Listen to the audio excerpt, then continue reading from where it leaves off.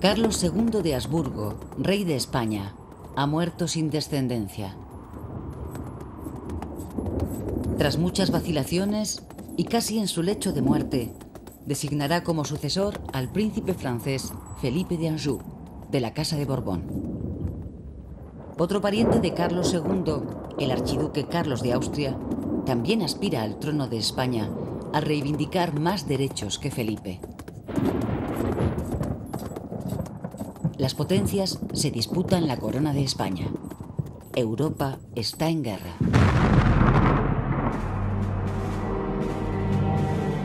Del lado de Felipe V está la Francia de su abuelo Luis XIV.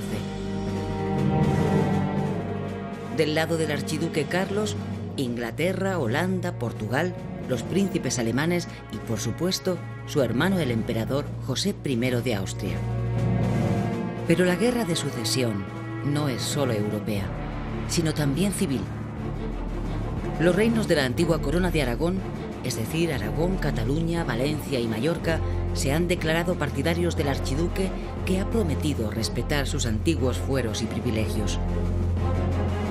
El resto de España se manifiesta a favor de la nueva dinastía borbónica.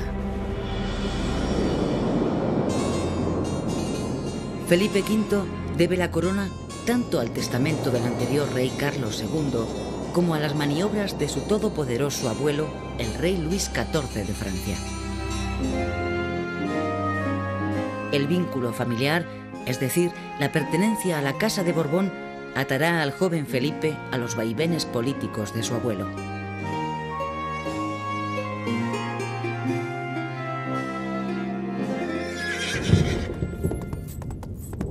Es el año 1707 y reina en España Felipe V de Borbón.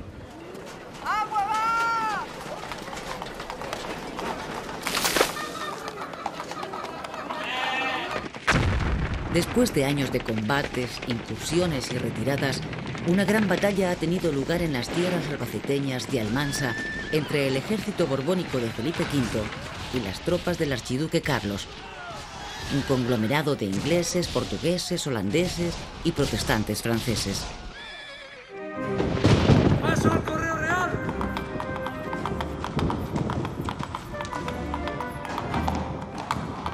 ¡Hola, franero!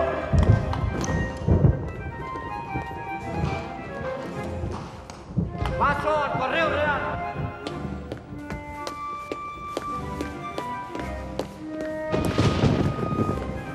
La primera persona en enterarse en el Alcázar del resultado de la batalla va a ser la princesa de los Ursinos, camarera mayor de la joven reina. Señora.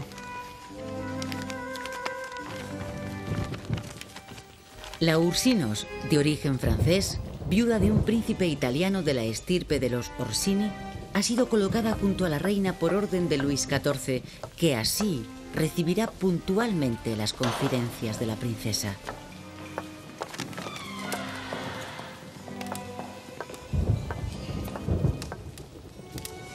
Señor, la victoria de las tropas de vuestra majestad ha sido completa. Efectivamente, el botín de los vencedores es inmenso. Los prisioneros son más de 10.000. La victoria en la decisiva batalla de Almansa abre a las tropas borbónicas el camino de Valencia y Aragón. Los reinos derrotados pierden sus fueros y privilegios, que son sustituidos por las vigentes leyes de Castilla. Si en el plano político las circunstancias favorecen su causa, en lo personal, también Felipe V está de enhorabuena.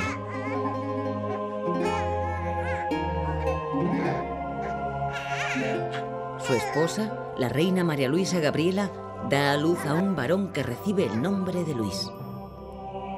El rey feliz asiste al Te Deum y se encargan 50.000 misas por los muertos en el campo de batalla y en acción de gracias por la felicidad de tener un heredero.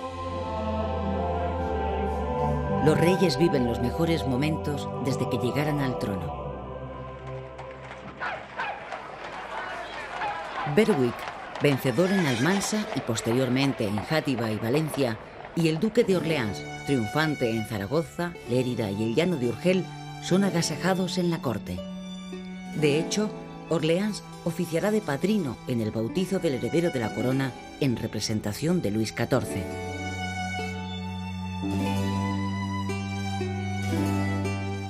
Felipe V, que en los difíciles inicios de su reinado recibió el título de El Animoso por su determinación, puede sentirse satisfecho. Lleva 7 años en España, en la que entró como rey siendo casi un niño con solo 17 años de edad. Nacido en Francia, sin hablar el idioma castellano, con gustos muy diferentes, fue sin embargo bien recibido en la corte. Tras un Carlos II decrépito, la juventud y buena presencia del nuevo rey parecía presagiar una renovación muy necesaria. Es un joven culto, amante de la lectura y las bellas artes.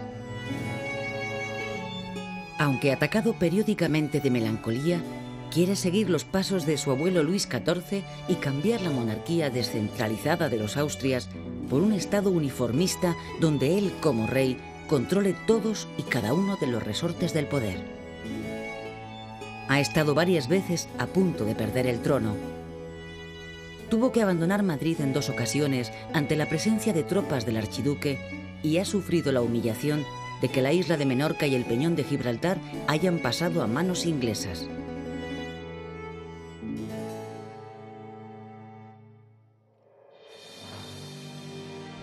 En 1711 muere en Viena José I, emperador de Austria.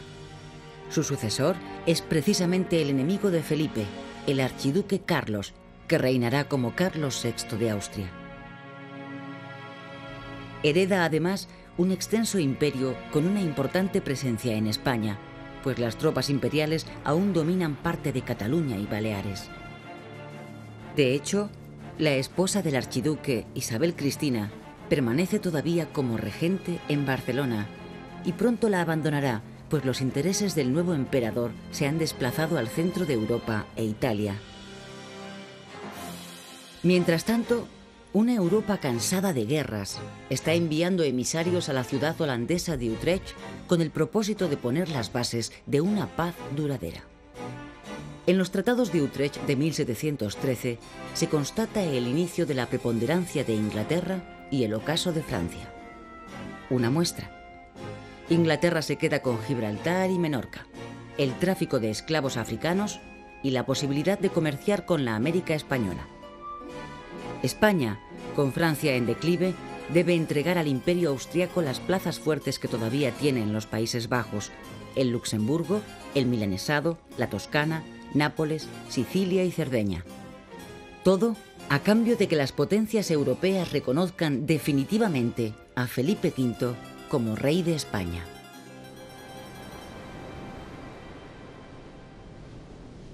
De resultas de este mercadeo, los pescadores del norte de España pueden tener acceso a las pesquerías de Terranova.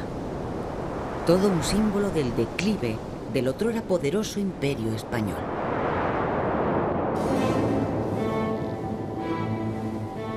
Como apoyo a esa paz, Felipe V renuncia a sus derechos sobre el trono de Francia, posibilidad que siempre había alarmado a las otras potencias, y además promulga por consejo de su abuelo la llamada Ley Sálica, que aparta a las hembras de la línea sucesoria, hecho que provocará un siglo después las llamadas guerras carlistas.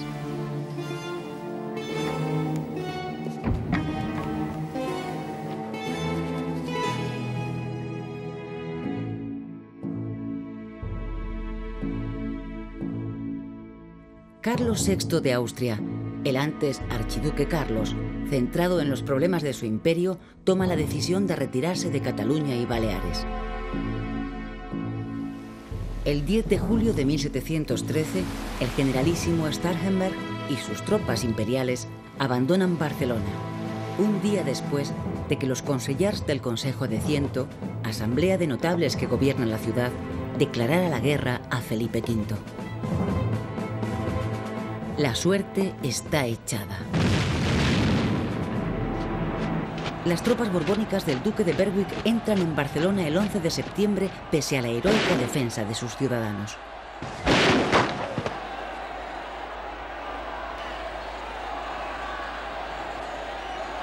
Un tercio de la ciudad queda destruida.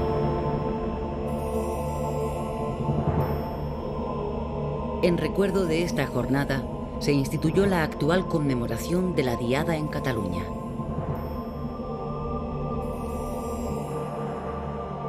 El funcionario Patiño presidirá la nueva Junta de Gobierno, la que pondrá en marcha el decreto de nueva planta, es decir, la muerte de los antiguos fueros. Mallorca e Ibiza son las últimas tierras en acatar a Felipe V, y para ello hubo necesidad de contar con la flota francesa. También en las islas, tras la conquista, se imponen las nuevas leyes.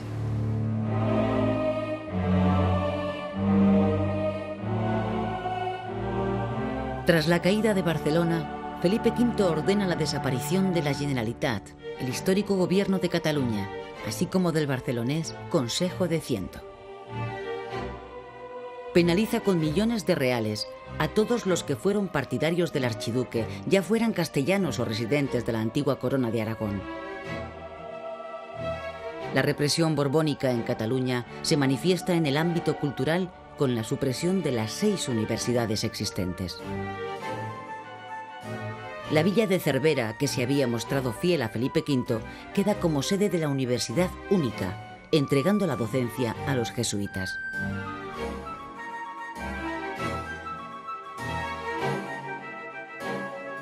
En cambio, la aplicación del decreto de nueva planta en Cataluña no anula el derecho penal ni el civil y permanecen intocados los gremios, los colegios notariales y el consulado del mar.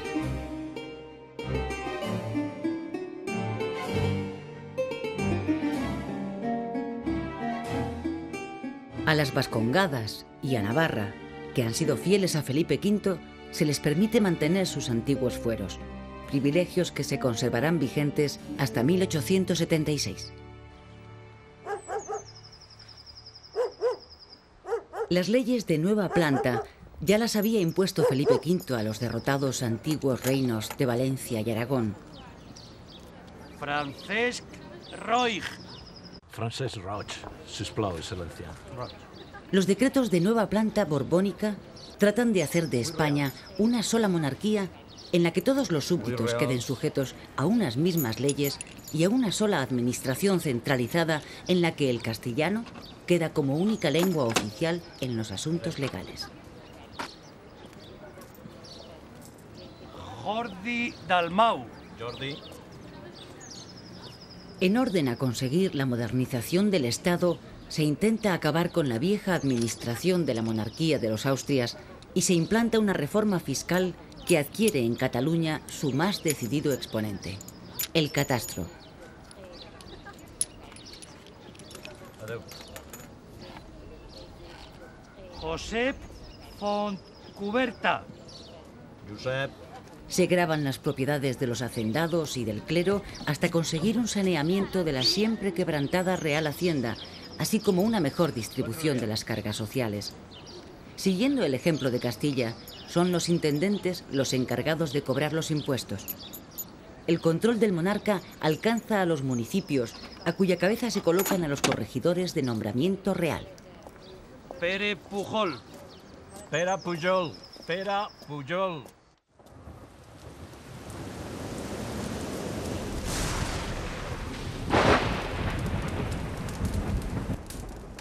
La joven María Luisa Gabriela muere ante la desesperación de su marido y rey.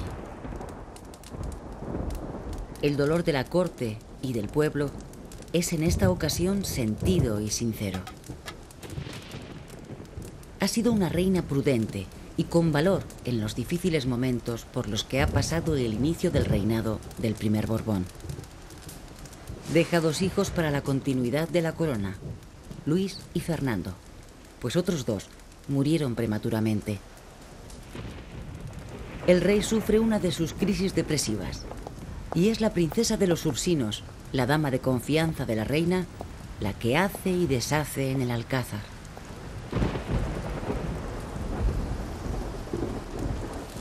El hombre del momento, el que tiene las riendas en la mano, es el francés Henri, que es, como la de Ursinos y muchos de sus antecesores, agentes puestos por Luis XIV.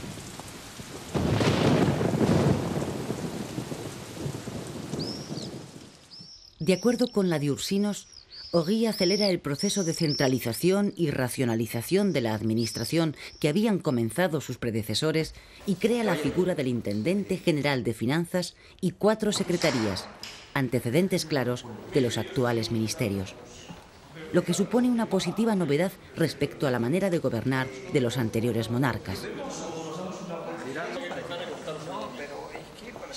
Los grandes títulos y la alta nobleza comienzan a desaparecer de los puestos administrativos de poder y una generación de tecnócratas procedentes de la magistratura y la universidad toman el relevo.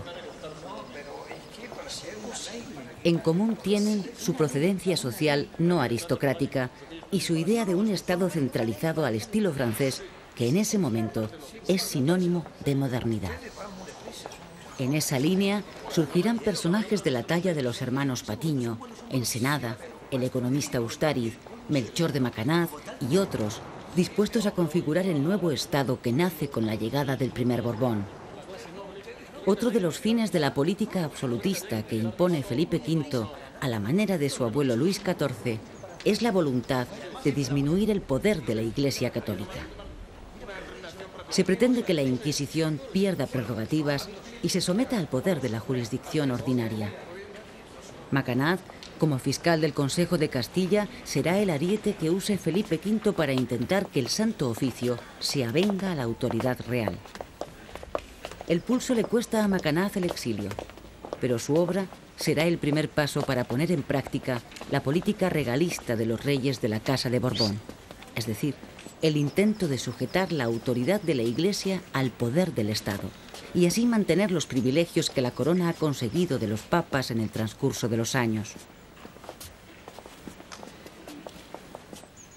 En la corte, la larga influencia francesa va a dejar paso a la italiana gracias a los manejos del abate Julio Alberoni, embajador del Ducado de Parma en Madrid.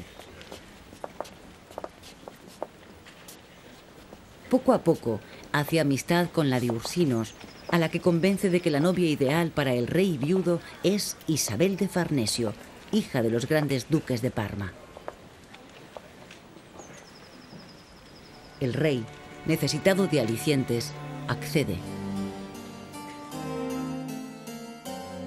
La elegida Isabel de Farnesio se casa por poderes en su Parma natal y en el mes de diciembre de 1715 entra en España por Bayona, donde la recibe Alberoni. En Jadraque la espera la princesa de los Ursinos que, por un comentario fuera de tono acerca de la manera de vestir de Isabel, perderá la confianza de la nueva reina y será expulsada de la corte. Felipe V, que la espera en Guadalajara, acepta el golpe de autoridad de la que va a ser su nueva esposa. En dicha ciudad, en el Palacio del Infantado, se ratifica la real boda. La elección de la princesa italiana ha sido un acierto. El rey no se despega de Isabel, a la que se siente muy unido en la intimidad de la alcoba y en la mutua y diaria afición a la caza.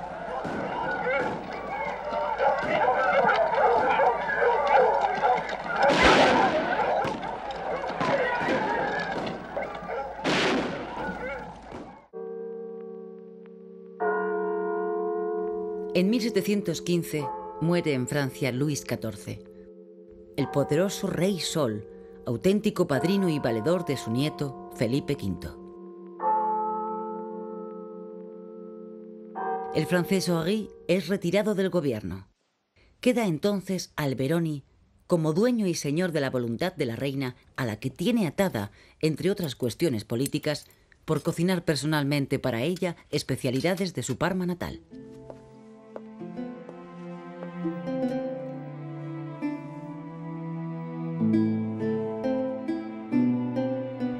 Con el nacimiento del que será futuro rey Carlos III, primer hijo de la Farnesio, tercero en la línea sucesoria, comienza una actividad política exterior por parte de la camarilla de la reina, alarmada por el deterioro físico de Felipe V y deseosa de recuperar los antiguos territorios españoles en Italia.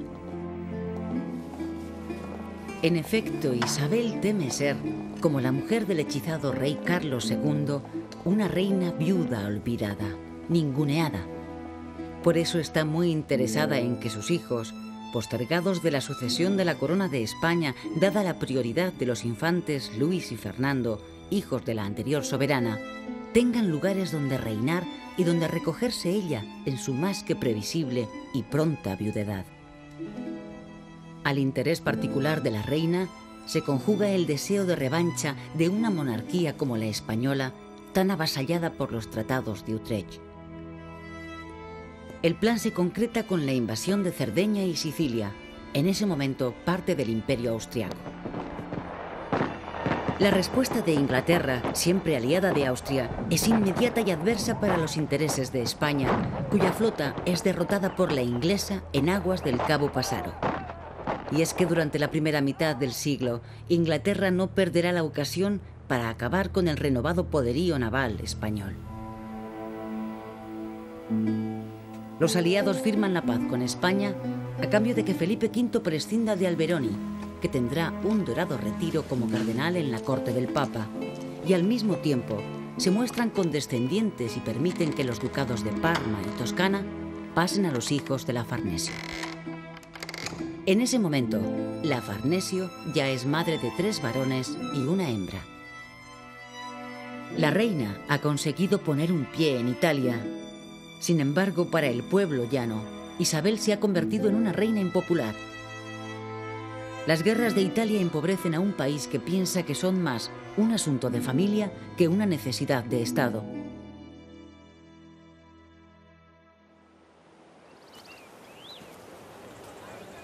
Felipe V ha cumplido 40 años, pero parece un viejo achacoso. Apenas puede articular palabra. Sus habituales periodos depresivos han llegado a un nivel alarmante. Nunca le ha gustado el Escorial y por eso ha mandado construir cerca de Segovia, en la granja de San Ildefonso, un palacio y unos jardines al gusto francés, a la manera de un pequeño Versalles. Es el único lugar donde se encuentra a gusto y cada vez tiene más presente la idea de abdicar en su hijo Luis y dedicarse a la oración y la salvación de su alma, pues los escrúpulos religiosos le abruman. Algunos sospechan que esta maniobra encubre una renovada aspiración a la sucesión del trono francés por parte de Felipe V. En cualquier caso, el rey impone su voluntad a su mujer y a sus ministros. Es el año 1724 cuando, ante la sorpresa de las cortes europeas, el rey de España renuncia a la corona en favor de su hijo Luis. Buscarle esposa al joven rey se convierte en el más urgente asunto de Estado. La elegida es Luisa Isabel de Orleans, hija del regente de Francia, y la boda tiene lugar en la villa de Lerma. Luis tiene 17 años cuando se celebran los esponsales y 15 su mujer. El reinado de Luis I ocupa menos de un año en la historia de España. De él queda el recuerdo de las excentricidades y caprichos de su esposa, que de alguna manera se redime asistiendo a Luis I en su postrera enfermedad, unas viruelas malignas que le producen una muerte precoz. Aconsejado por la reina, nobleza y clero, Felipe V debe aceptar de nuevo la corona. Su inmediata disposición es reunir, por primera vez en la historia de España, a las Cortes Generales, las de Castilla y Aragón, juntas. El acto tiene lugar en la iglesia de los Jerónimos de Madrid, como representación de la nueva idea de España que patrocina Felipe V, y con el fin de que refrenden a Fernando, su otro hijo habido en su primer matrimonio, como heredero al trono. Con el sucesor aceptado, Felipe V vuelve a sumergirse en una crisis depresiva con deseos de abandonarlo todo. Piensa de nuevo en abdicar, pero otra vez hay que resolver la cuestión de la boda del recién proclamado príncipe de Asturias.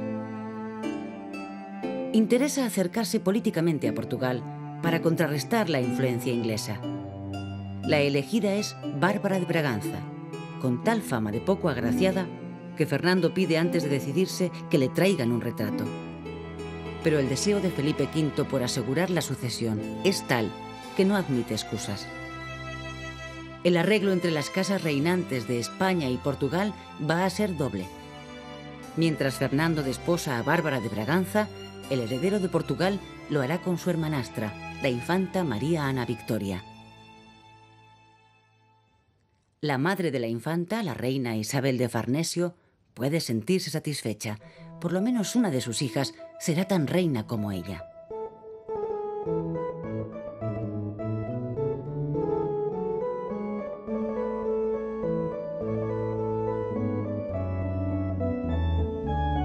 La corte se pone en marcha hacia Badajoz, donde en su catedral tendrán lugar los esponsales del heredero.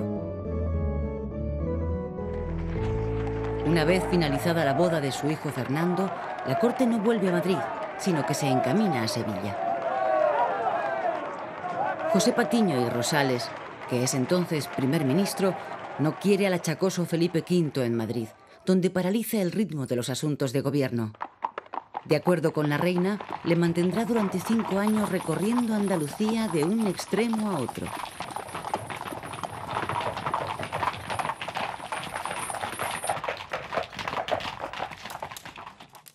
José Patiño era en ese momento el hombre con más poder del Estado. Sobre sus espaldas acumulaba una larga experiencia. Había sido el encargado de imponer la nueva planta en Cataluña, para luego ocupar puestos de importancia en Extremadura y Cádiz, ciudad a la que llevó la casa de contratación que desde la época de la conquista de América estuviera radicada en Sevilla. Cuando el viaje de los reyes por Andalucía reunía en su persona los cargos de secretario de Marina, de Indias, secretario de Hacienda y superintendente de rentas. A él se debe la reorganización de la Marina, con la construcción de los arsenales de La Carraca, Cartagena y Ferrol, así como la creación del Colegio de Guardiamarinas de Cádiz. También moderniza el ejército y sanea la hacienda mediante reajustes monetarios y tributarios. Preocupado como estaba por la voracidad inglesa hacia las colonias de América, impulsa la construcción naval y abre el comercio a compañías particulares como la guipuzcoana, que traerá avíos de Caracas, o la de Barcelona, que llevará paños a La Habana. Parece difícil de entender que en esos largos años de guerra civil y de expediciones militares al exterior hubiera lugar para el desarrollo cultural. Pero así fue, y para mayor extrañeza, con un protagonismo muy personal del propio monarca, Felipe V. En 1711 había fundado la Real Librería, primera biblioteca pública del Estado con la cesión de 6.000 volúmenes de su propiedad. Abierta solamente a hombres, incluye un gabinete de libros prohibidos. 2 años después, y debido al influjo de tertulias aristocráticas, se crea la Real Academia Española, antecedente de la actual de la lengua, con el objetivo de publicar un diccionario útil para la conservación de la lengua castellana. Querido Mayans, ¿cómo estáis? Hombre, amigo Patiño, precisamente tengo aquí para usted el bibliotecario real, el valenciano de Oliva, Gregorio Mayans y Ciscar, edita la primera biografía de Cervantes y con sus diversos estudios se convierte en una de las grandes figuras de la nueva ciencia lingüística.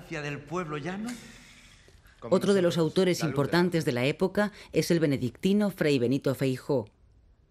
En los escritos de Feijóo aparece una nueva manera de entender el patriotismo español, alejándose del casticismo tradicional de siglos pasados, a la vez que se ponen reticencias al mero seguidismo de la cultura francesa. En esa misma línea estaría José Campillo, sucesor de Patiño al frente del ministerio y autor del libro Lo que hay de más y menos en España, que resume muy bien la nueva manera de entender España como una nación que intenta encontrar el sitio que le corresponde en la Europa del siglo XVIII.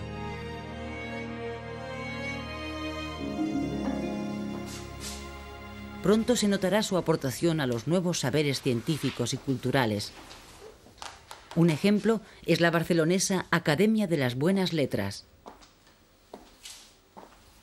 En Sevilla, el propio rey apoya la nueva Sociedad de Medicina. En Cádiz se construyen el Colegio de Cirugía y un espléndido observatorio. Lectura de las 0 horas, 59 minutos, 43 segundos. 15 grados, 30 minutos, 42 segundos. La política mercantilista de Patiño y José Campillo hace que Barcelona sea ya en esos años un centro industrial importante con el florecimiento de los talleres de hilados. Madrid, Barcelona y Cádiz son las grandes ciudades del siglo. Además, el auge del comercio con América enriquece también a ciudades portuarias como Vigo, La Coruña, Santander, Bilbao y San Sebastián. En Valencia, la industria sedera comienza un espectacular despegue. Pero no todos son luces en la España de los primeros Borbones. Un dato. Muchos de los habitantes de Canarias deben emigrar a América debido a que el gusto de los ingleses se inclina por el oporto y por tanto arruina las plantaciones del tradicional malvasía. La propiedad de la tierra y el régimen señorial siguen intactos.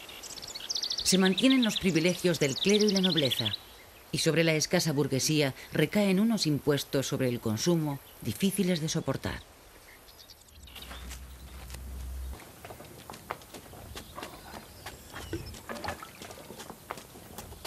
Esta situación se vio agravada por las terribles hambrunas de principios del siglo XVIII.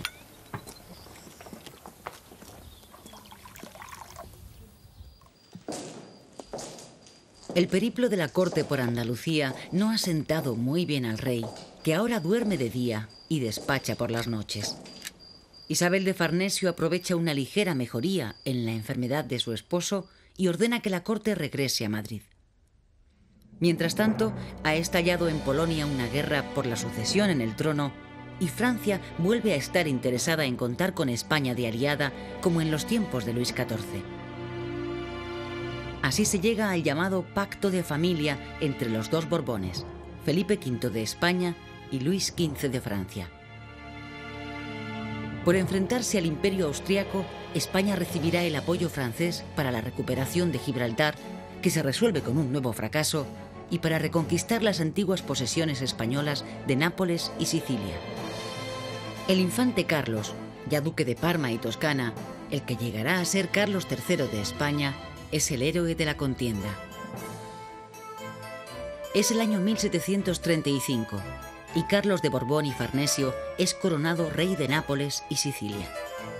Su madre Isabel de Farnesio vive posiblemente sus más felices días desde que es reina y madre. En cambio, Felipe V vuelve a estar como en los peores días de su estancia en Sevilla. Sigue haciendo vida nocturna, lo que fuerza a sus ministros a despachar con él hasta altas horas de la madrugada.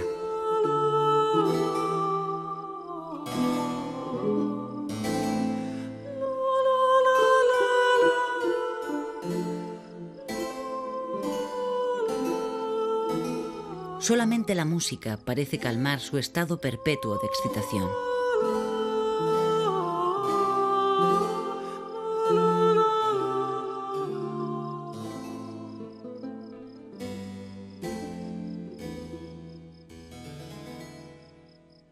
Por mediación de Isabel de Farnesio, llega a la corte el napolitano Carlo Broschi, conocido como Farinelli, el castrado. Su extraordinaria voz parece sacar al rey de su permanente melancolía.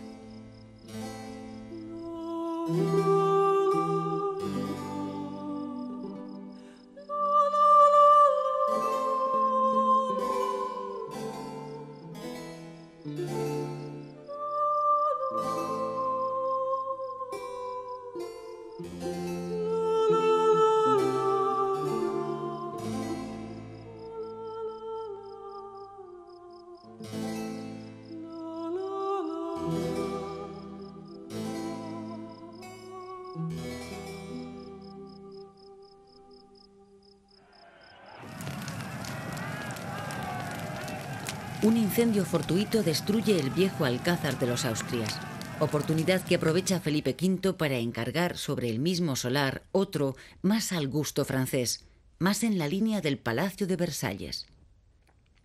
Del nuevo palacio se encargará el arquitecto Yubara y tras su muerte Sacchetti. Ambos llevan a cabo el proyecto que mezcla el gusto entre italiano y francés de los reyes. Dicho palacio es el que ha llegado hasta nosotros como Palacio Real. Resultado de esta colosal obra y con destino a la decoración de sus estancias, se solicitará el concurso de las reales fábricas de tapices cuyas manufacturas alcanzaron merecida fama. La cristalería que ennoblecerá las reales mesas va a proceder de la muy experimentada Real Fábrica de Vidrios de la Granja. Lo cierto es que el apoyo de Felipe e Isabel a las bellas artes es innegable y se plasma en la fundación de una academia que velará por sus diferentes disciplinas en el año 1744.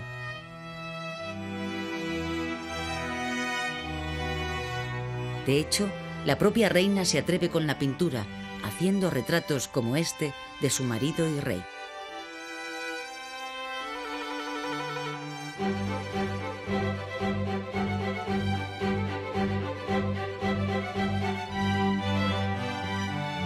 Aunque la arquitectura palaciega, en general, está en manos de italianos, no quiere decir que no haya un grupo de arquitectos españoles del más alto nivel.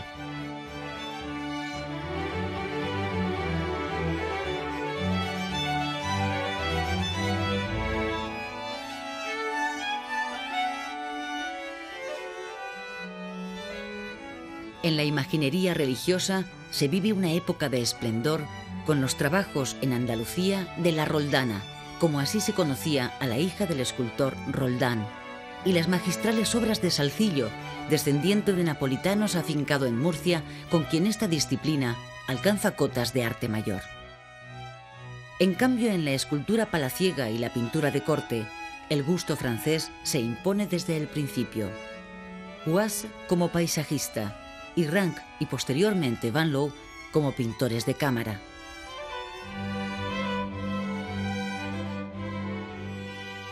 Sus numerosos retratos de la real familia que han llegado a nuestros días así lo atestiguan.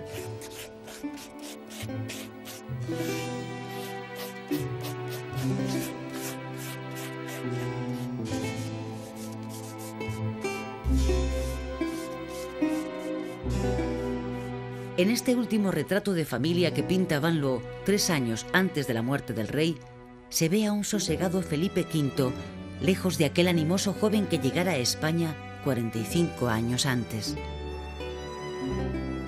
Felipe V muere el día 9 de julio de 1746 a consecuencia de un ataque de apoplejía. Será enterrado en su muy querido palacio de la Granja de San Ildefonso. Su reinado ha sido el más largo de la historia de España.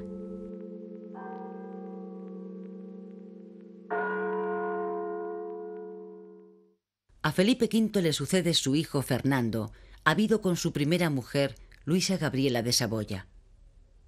La infancia de Fernando VI, nuevo rey de España, ha sido muy triste. De su padre Felipe V poco cariño pudo recibir. De su madre, la reina María Luisa, apenas un difuso recuerdo le queda. Con su madrastra Isabel de Farnesio mantiene malas relaciones. Hubo temporadas de su infancia en que Isabel lo tuvo encerrado aprovechando su mala salud. Propagó por las cancillerías europeas el bulo de su nulo futuro como rey. E incluso, cuando Fernando fue investido como príncipe de Asturias, prohibió su presencia en los despachos del rey con los ministros. Así pues, no es de extrañar que Fernando y su esposa, la portuguesa Bárbara de Braganza, recomienden a la Farnesio que abandone la corte y se instale en el Palacio de la Granja, a prudente distancia de Madrid. A pesar de la lejanía, Isabel continuará con sus intrigas, y más de una vez el rey Fernando le recordará desde Aranjuez, su palacio favorito, que sus años de mando han terminado.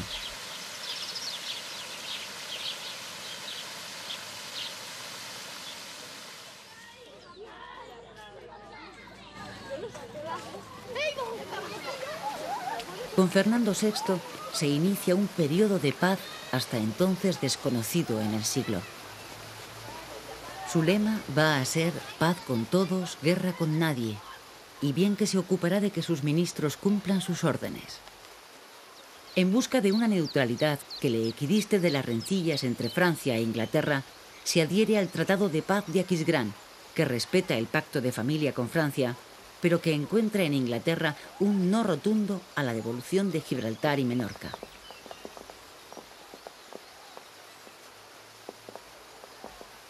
La pugna entre Francia e Inglaterra tiene reflejo hasta en el despacho del rey. Los dos hombres de estado del momento son José de Carvajal y Lancaster y el marqués de la Ensenada. Carvajal, que preside la Junta de Moneda y Comercio, es un verdadero animador del fomento de la riqueza del reino y partidario de la alianza con Inglaterra. Ensenada, ministro de Estado, es un declarado afrancesado. Pone en marcha su famoso catastro en tierras castellanas, una estadística de la población y riqueza del reino. Fernando busca en el contrapeso de sus dos ministros la política de neutralidad que persigue. Esta política de neutralidad favorece el desarrollo de la América española, que también recibe el impulso reformista borbónico. Para la mejor defensa de su área económica por excelencia, el Mar Caribe, se apuesta por la creación de un nuevo virreinato, el de Nueva Granada, con capital en Bogotá y con un puerto clave, Cartagena de Indias. Sus murallas, erigidas para combatir la piratería y las rapiñas inglesas, serán las más importantes de la época. Esa preocupación por América lleva a la monarquía a abrir el gobierno colonial a los españoles allí nacidos, los criollos, clase en ascenso, a mejorar las defensas costeras de Portobelo, Panamá y La Habana, a la construcción de puertos como el de Buenos Aires y a expender permisos de acuñación como el de la Casa de la Moneda de Santiago de Chile.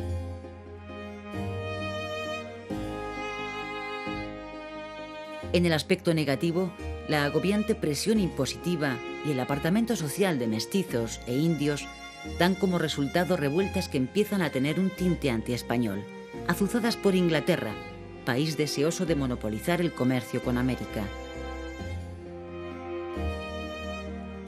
América es también un campo de acción y experimentación para las nuevas ciencias que animan los reyes ilustrados europeos, sobre todo la geografía y la botánica. Ulloa y Jorge Juan, dos marinos españoles, participan en la expedición del francés La Condamine al Ecuador para medir 1 grado del meridiano terrestre.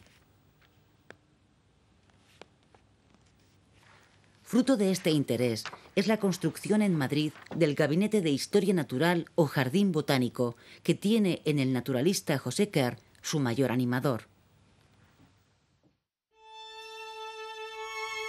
Estos años de paz permiten a los reyes acrecentar su apoyo a las bellas artes y ocuparse del embellecimiento de los diferentes reales sitios. El interés de sus majestades se decanta por el Real Sitio de Aranjuez, que durante largas temporadas es el auténtico corazón de la corte. Figura principal de la vida cortesana es el famoso Farinelli, quien se convierte en el maestro de ceremonias de las fiestas de palacio. Y es que el nivel musical de la corte española es de los más elevados de Europa. No hay que olvidar que Domenico Scarlatti entra en la corte con el séquito de Bárbara de Braganza, su alumna más aplicada. Gran aficionada a tocar el clave, llegará con el tiempo a la composición musical.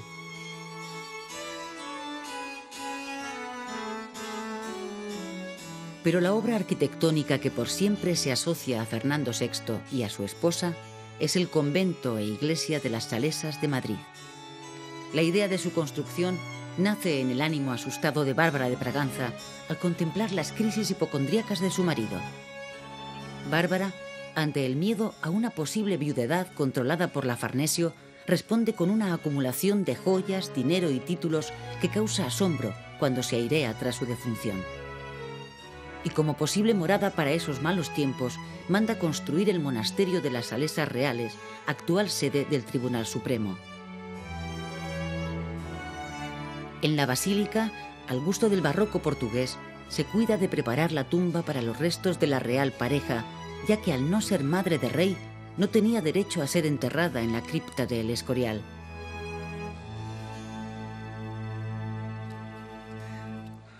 El Palacio de Aranjuez ya no es el escenario de los tiempos de fiestas. La reina agoniza. El rey anda sin rumbo por los patios y jardines y pregunta sobre el estado de su esposa hasta a los soldados de guardia. Majestad, mucho señor. ¿Cómo está la reina? El tiempo y la convivencia hicieron que brotara en el rey un sincero amor y admiración por aquella fea princesa que vino de Portugal. Fea, pero sumamente inteligente e instruida.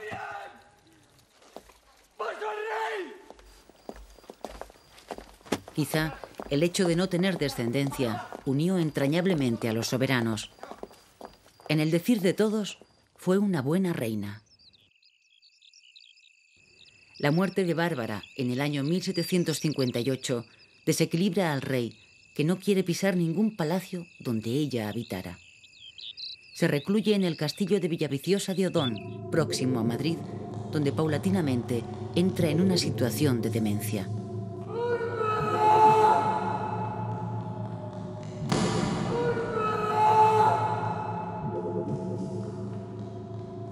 Los ataques de locura le llevan a morder los vasos, que deben ser todos de plata para que no se corte. No se cambia de ropa y se golpea con furia contra las paredes.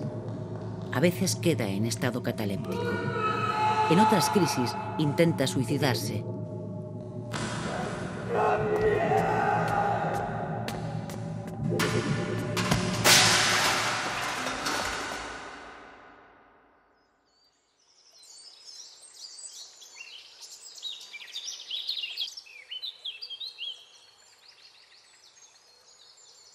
Puntual y personalmente, Isabel mantiene informado a su hijo Carlos, rey de Nápoles, del trágico estado del rey que no tarda en fallecer. Es el 10 de agosto de 1759. En un momento de lucidez, Fernando VI hizo testamento, nombrando heredero universal a su hermanastro Carlos, rey de Nápoles. Mientras éste no llegue, la gobernación del país deberá recaer en las manos de la reina madre, Isabel de Farnesio. La nueva reina gobernadora Isabel de Farnesio, a sus 66 años, ha cumplido con creces sus más anhelados sueños. Su hijo Carlos ya es oficialmente rey de España y, por lo tanto, la corona de Nápoles pasará a su nieto mayor. Su hijo segundo, el infante don Felipe, es rey de Parma. Su hija mayor, Mariana Victoria, reina en Lisboa, y la menor, María Antonia, en Turín, como reina de Cerdeña que es. Y si su hija María Teresa viviera, sería por entonces reina de Francia. Un balance que sitúa a la Farnesio como nexo de unión de todos los reinos católicos del sur de Europa.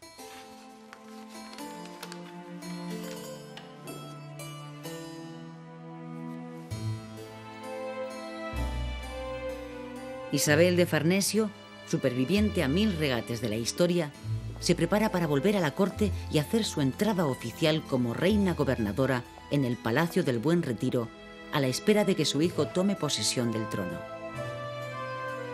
Un mes después, su hijo Carlos abandona, en medio del pesar de sus súbditos, el puerto de Nápoles rumbo a Barcelona, donde desembarcaría a los pocos días, ya como Carlos III de Borbón, rey de España y de las Indias.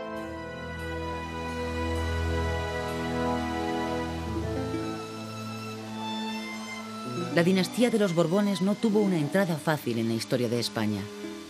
Los costes de una guerra larga de 14 años planearon permanentemente sobre el primer Borbón, Felipe V. La sociedad española con la que se encontró no era fácilmente gobernable, sobre todo por las diferentes posiciones políticas de la Corona de Castilla y de la Corona de Aragón. La política de Felipe V y de Fernando VI estuvo siempre por encima de las cualidades personales de los propios reyes. Contó mucho el papel de las reinas, pero sobre todo un equipo de gobernantes eficaces con sentido de Estado que supieron ejercer con conciencia profesional y nacional sus tareas administrativas.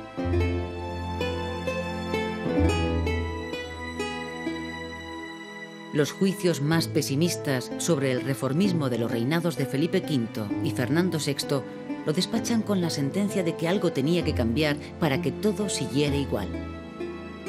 La conclusión es posiblemente injusta. Quizás sería más cierto decir que la sociedad española se manifestó muy dividida a la hora de compartir los proyectos reformistas de los primeros Borbones.